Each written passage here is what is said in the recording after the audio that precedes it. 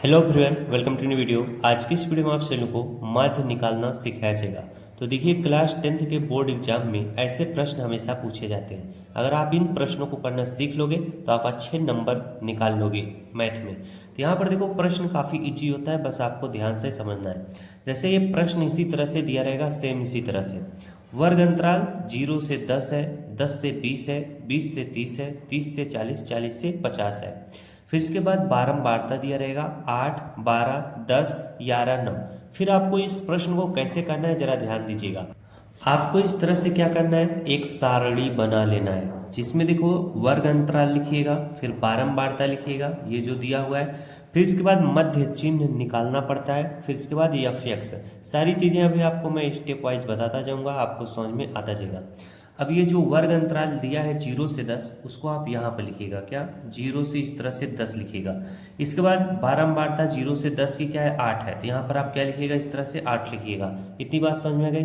इसका मतलब जो 10 से 20 है उसको यहाँ पे लिखना है, 10 से 20 लिखिएगा।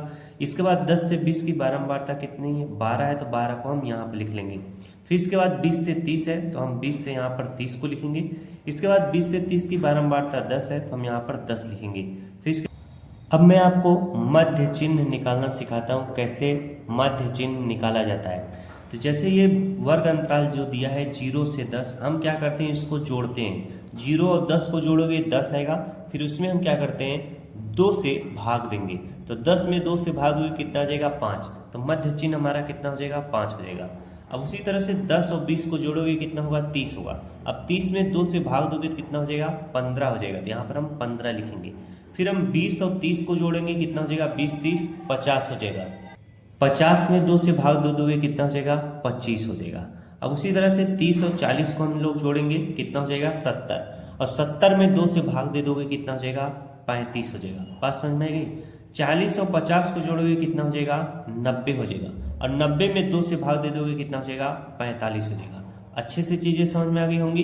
तो अब आपने मध्य निकालना भी सीख लिया। अब आपको कुछ चिन्ह समझाता हूँ। जैसे मध्य चिन्ह को हम लोग क्या यक्ष से डिनोट करते हैं, बारंबारता को हम लोग क्या यफ से डिनोट करते हैं। तो यहाँ पर यफ इंटू यक्ष लिखा हुआ है। इसका मतलब यफ का गुणा यक्ष के साथ करना है, यानी 8 का गुणा 5 में करेंगे, 8 5 कितना होता है, 40 होता है। तो 40 को यहाँ पर लिखेंगे। फिर 12 गुणे 15 करेंगे, 180 हो जाएगा। तो 180 को यहाँ पर लिखेंगे। फिर इसके बाद 10 गुणे 25 करेंगे, कितना हो जाएगा, 250 हो जाएगा। फिर इसके बाद 11 गुणे 35 करेंगे, 11 गुणे 35 कितना हो जाएगा, 385 हो जाएगा। फिर इसके बाद 9 गुणे 45 करेंगे, कितना हो जाएगा, 405 हो जाएगा। तो इसको हम इस तरह से क्या कर लेंगे, लिख लेंगे।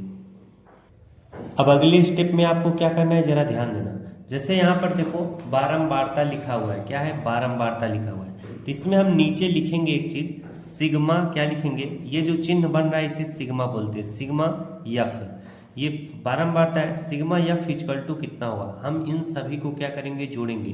तो जब इन सभी को जोड़ोगे कितना आ जाएगा, 50 आ जाएगा। तो 50 को हम क्या करेंगे, यहाँ पर लिख लेंगे। इसके बाद यफ यक्स जो है इसको भी हम क्या करेंगे, पूरा जोड़ेंगे। यहाँ पर हम लिखेंगे सिग्मा, क्या लिखेंगे, सिग्मा यफ इंटू यक्स लिखेंगे। Sigma f x equal to कितना हो जाएगा, इन सभी को जोड़ोगे कितना हो जाएगा, 1260 हो जाएगा। कितना हो जाएगा, 1260 हो जाएगा। अब हम लोग माध्य का सूत्र लगाकर आसानी से इस प्रश्न का उत्तर निकाल लेंगे। तो यहाँ पर लिखेंगे माध्य इक्वल टू, माध्य बराबर क्या होगा, सिग्मा यफ यक्स अपान क्या हो जाएगा, सिग्मा यफ हो जाएगा। बस यही सूत्र है माध्य निकालने का, जब वर्ग अंतराल और बारंबारता दी रहे। तो यहाँ पर सिग्मा यफ यक्स का मतलब कितना हो जाएगा, यफ इंटू यक्स कितना है, 1260 है। तो हम क्या लिखेंगे, 1260 लिख लेंगे। इसके बाद हमारा सिग्मा यफ कितना है, सिग्मा यफ हमारा 50 है। तो यहाँ पर हम लोग 50 लिखेंगे। अब 1260 में हम लोग 50 से भाग देंगे, तो 0 से 0 काट देना।